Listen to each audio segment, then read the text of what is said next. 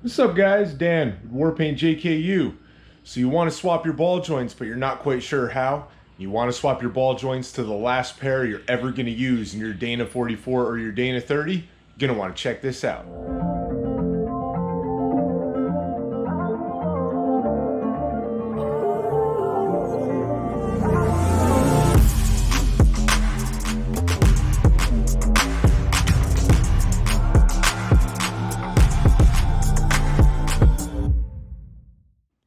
Alright, so first things first, you need to take the front tires off your rig. I'm not going to teach you how to do that in this video because if you don't know how to remove front tires safely from your vehicle, this probably is not the job for you. Alright, so to remove your brake caliper while doing your ball joint swap, you're just going to have to remove these two bolts that connect your brake caliper to your knuckle. There's one on the top, there's one on the bottom. In this case, on a 2015, they happen to be a 21 millimeter. Your year might be slightly different. But basically the same process, right, on any solid front axle vehicle, whether you have a Dana 30, Dana 44, does not matter. You got to take your caliper off. Once the caliper is off, your rotor is just going to slide off. Your caliper holds it on.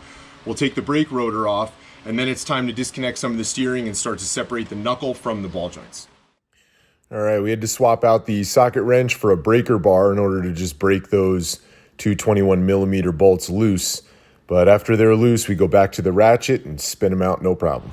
All right, so after you have your brake caliper and brake rotor removed off the axle, it's time to loosen up the bolts so that you can actually get the unit bearing off the axle. Now, the way you're gonna do that is there's a 36 millimeter socket out here on the end of the short side of the axle shaft on the outer.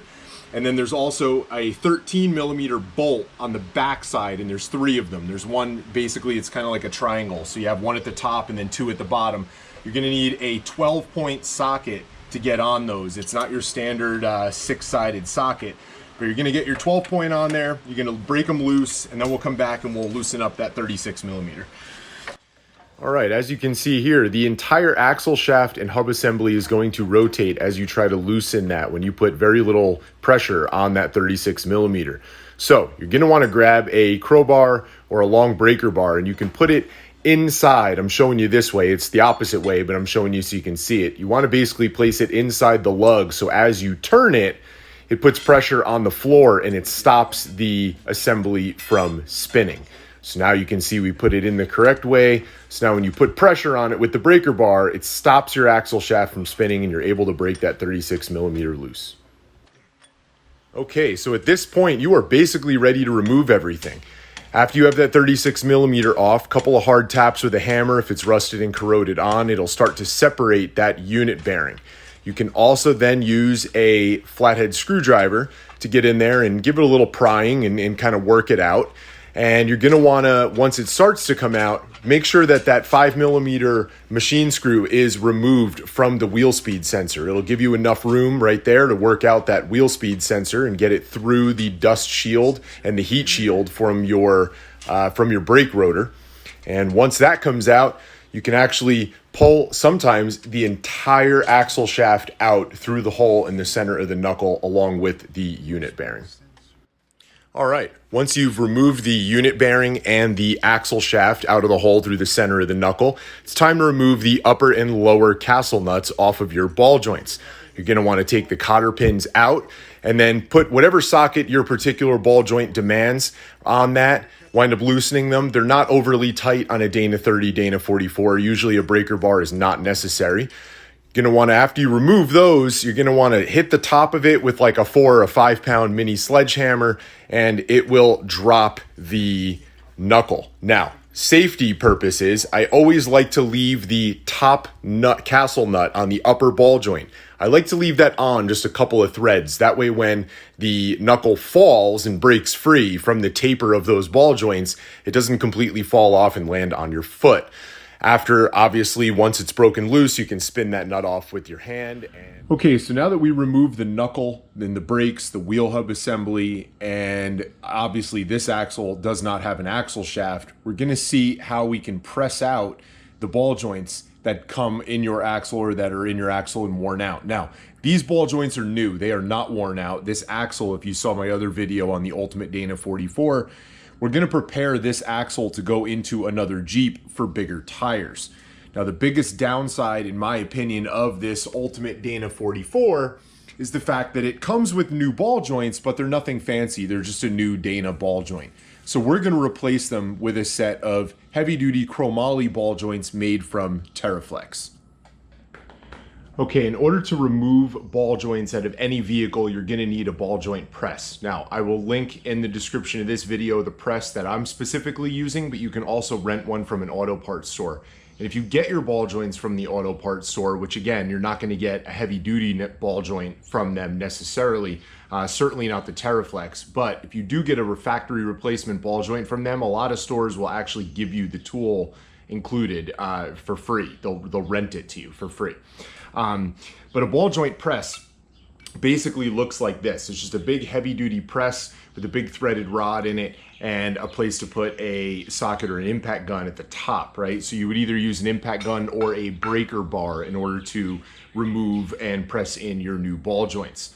Now, some of the other tools you might need, you're gonna need an adapter kit because a Dana 44 axle has the ball joints go in at a slight angle, and the normal cups that you would find in a kit don't always fit the Dana 44 or other Dana axles. So again, I will link to that tool with the removal and the installation tools in the video description.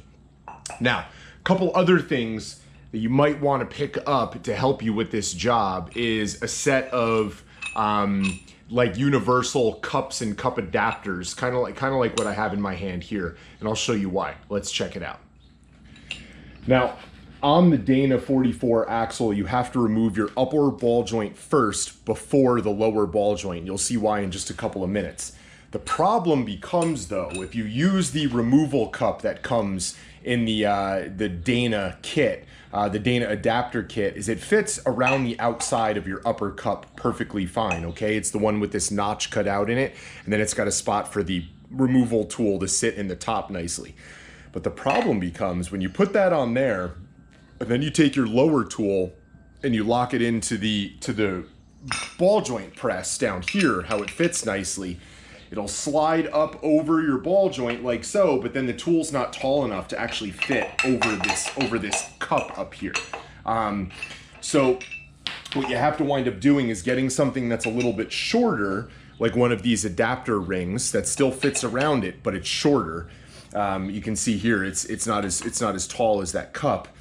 Putting the piece on the top to allow your tool to sit on it. Putting the bottom on.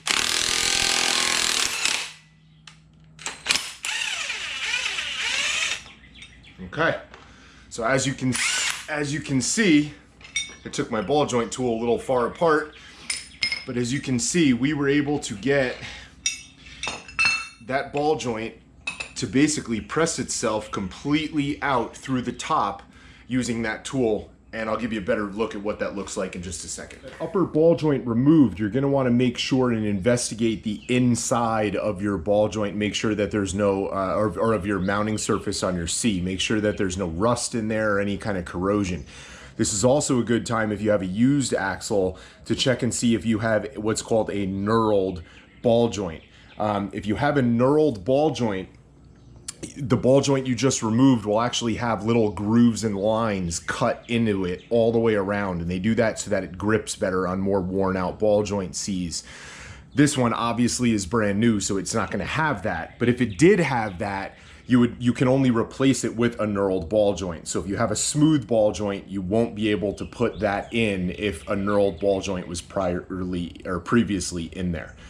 Now, because this axle is brand new, obviously there's no rust in here or anything. It's actually extremely clean. But you can see here this outer ring that you can see is basically really clean where they didn't paint it.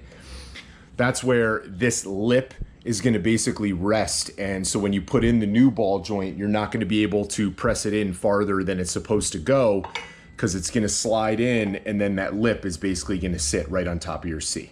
But let's get to removing that bottom ball joint. So the bottom ball joint is actually going to get pressed from the top down to push it out. Now that happens as opposed to the top being pressed from the bottom up to push that one out. Now it's fairly easy to do, to press this bottom one out, but you're gonna need, again, an adapter cup on the bottom, or a tool with a cup with a hole big enough so that this can actually fall through it. So we're gonna use this, and we're gonna use this adapter cup that basically fits on top of a bunch of different size rings. The biggest idea though is to get this cylinder, or this cup, big enough so that it's not impeding, and it doesn't basically, it fits over the ball joint, because you don't want this to be holding it in as you're pushing it out. So we're gonna put this cup on, we're gonna put it together, we're gonna line it up so that the ball joint can come right out the hole.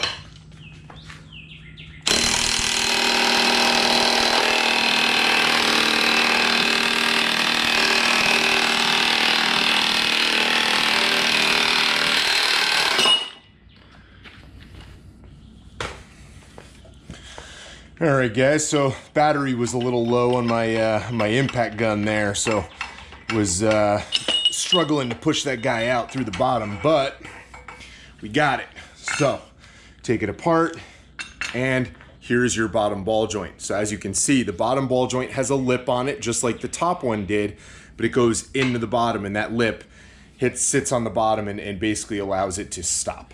Okay, so here we are with the Teraflex heavy duty ball joint kit. We're gonna start to open it up.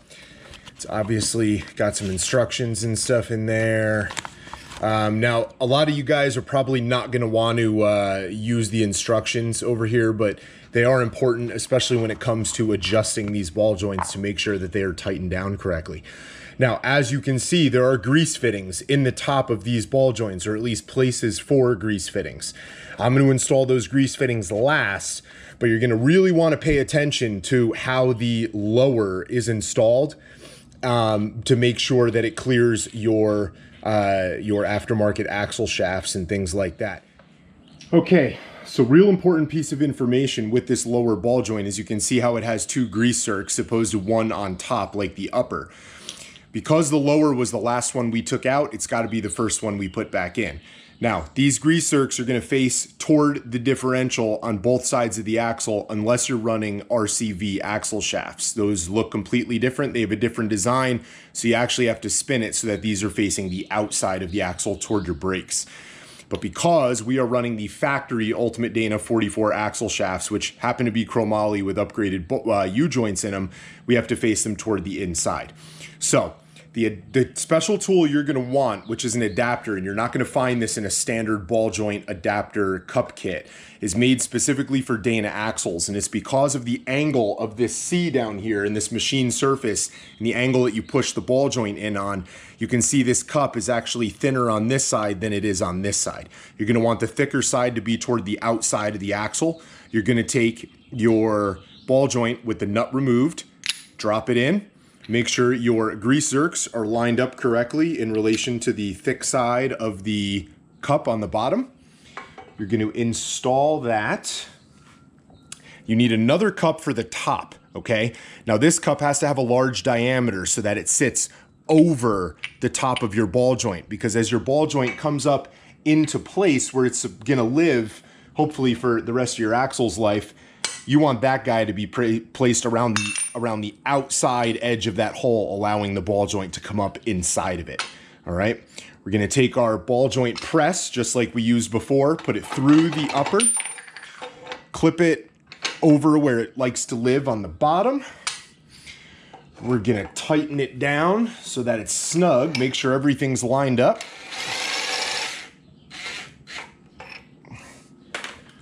Gonna make sure everything's lined up and spaced correctly. We're gonna snug that guy up, make sure the bottom is lined up, and nice and slowly, a little bit at a time, start to send it home.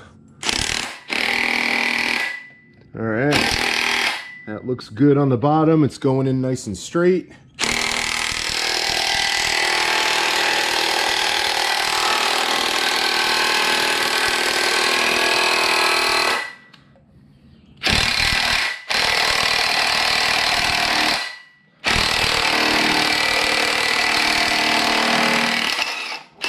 All right, battery on my impact is about to die, so we might have to recharge that guy before we do anything else. And that is one installed lower ball joint. Now, once we're done with this, there is a couple of nuts on the bottom. We'll go over how to adjust this lower ball joint a little bit later. You're gonna wanna put those grease zerks in. Make sure you don't put them in too tight. You can snap off a grease zerk. It does not have to be tight. It's just meant to hold grease in, no big deal. Now, upper ball joint looks pretty much the same as the lower ball joint, right? Except for the upper ball joint has that one grease zerk hole right in the middle. Because it doesn't have to worry about clearancing with your axle shaft, they were able to do one instead of two coming out the sides. The big difference with the upper ball joint is it's got a grease boot that's on it, and it's basically clipped over this little lip right here in your ball joint. So I use like a pick or a flathead screwdriver just very carefully to get that grease boot off. And then once that grease boot is off, you're gonna have to reinstall it later. But that's super important because you will damage and destroy this grease boot, which will allow the grease to flow out of your ball joint much faster, as well as contaminants to get in there and ruin your upper ball joint, regardless of it being chromoly. So you're gonna wanna make sure you do that. All right, so once again, we're gonna use the thicker, the special cup that I linked to in the description, right? Thick side on this side, thin side on that side. We're gonna put that back on the bottom. It's got the spot there, it's got the hole on the bottom big enough so that your ball joint can actually come through it.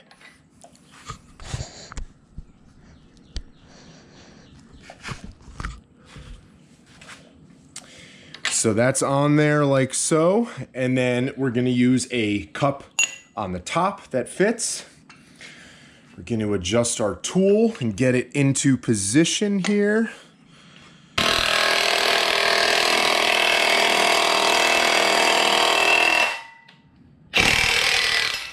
All right, guys, so the tool that it comes with to adjust them is this guy, okay? Looks kind of weird, right? And on this end, it's got a spot for a tiny 1/4 inch torque wrench. Now you're gonna wanna make sure that you have a particular torque wrench for this. They're not expensive. I'll link to one of those in the video description as well. But you're gonna torque these to 70 inch-pounds, not foot-pounds. Inch-pounds, okay? That's the first mistake a lot of people make. They don't realize the difference. They're in a rush. They set their torque wrench at 70 pound-feet and they wonder why they can't torque them down enough. That's the problem. This wrench is never designed. You will never torque anything down to 70 pound-feet using a spanner wrench like this. Not gonna happen. But let's check out exactly how you're supposed to do it. This nut down in here, how it's got several sides on it, right?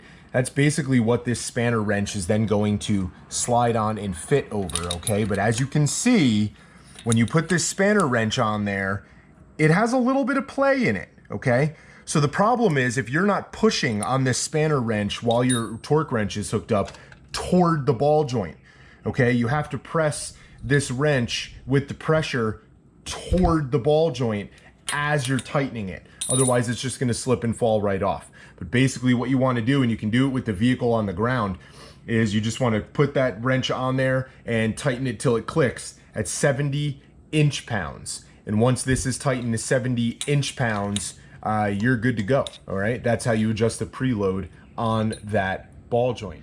Remember to hit that subscribe button, guys. Like this video, maybe even give it a share to some of your friends. Super easy, super install to put in new ball joints in your axle. And I highly recommend these Teraflex.